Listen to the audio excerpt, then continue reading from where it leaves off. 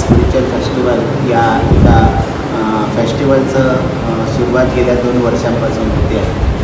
लोकांच्यामध्ये खूप चांगला प्रतिसाद आणि उत्साह जो आहे तो मला दिसून आला या सगळ्यामध्ये.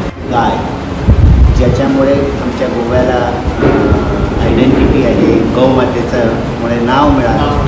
म्हणजे वेद आणि संस्कृत जेवढे म्हणून विद्वान आहे त्यांची भाषणं ठेवली किमान लोकांना कानओळख व्हावी म्हणून हा विषय जो आहे तो या फेस्टिवलमध्ये घेतला आहे. हे साधू संतांमुळे त्यांच्या तपश्चर्यामुळे हे बाकी कोणामुळे होतं आहे असं. समुद्राचा काळ जो आहे तो फक्त विभत्स प्रकारांसाठी नाही, तर ते आमचा म्हणजे समुद्र हा नारायण देव आहे. तर आम्ही गोवेकर लोक समुद्राला नारायण म्हणून भजतो किंवा पोचतो. ते चित्र जे आहे ते लोकांपर्यंत गेलं होतं आणि म्हणून समुद्र आरतीचा कार्यक्रम जो आहे तो आम्ही आयोजित केला. म्हणजे खूप छान तो म्हणजे समुद्र आरतीचा लोकांना पसंत पडला. देवी लहराईची जी जत्रा आहे ही तिच्यामध्ये इतके मोठ्या प्रमाणामध्ये धोण आहे, पण ते धोण म्हणजे त्यांना म्हणजे आपण हिंदुत्वासाठी काम करायला पाहिजे याची जाणीव करून देण्याची गरज आहे. तुम्ही देवीचे उपासक म्हणजे स्त्रियांचं रक्षण करणं, स्त्रीचा सन्मान करणं हेही धोंडाचं काम आहे.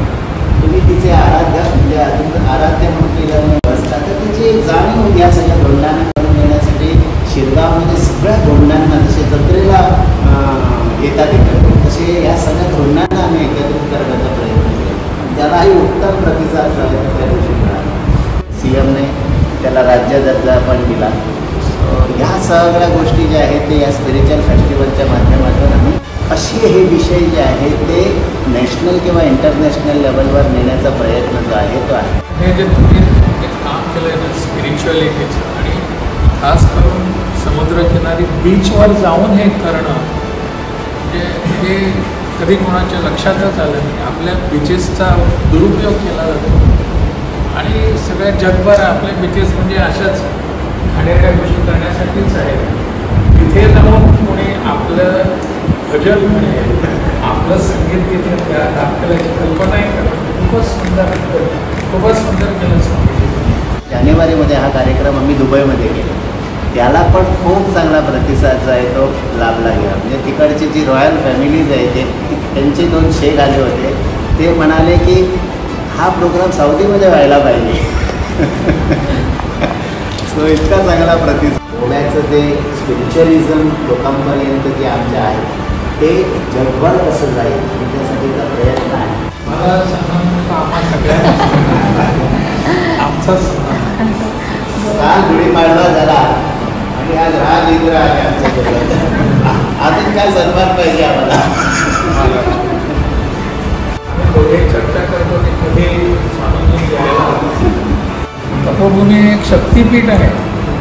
ही शक्ती पूर्ण गोवाभर आपल्या जे पसरते आहे ते स्वामींची प्रमाणात स्वामींची कृपा आहे, आशीर्वाद आहे आणि यांचे आज जे प्रयत्न चालले आपले स्वामीजी कुठे असतात हेच करायला हवं. समाजात त्यांनी गेल्याशिवाय होत नाही. ते आम्हाला उदाहरणाने स्वतःच्या कर्तृत्वाने त्यांनी दाखवून दिलेले हे आपल्याला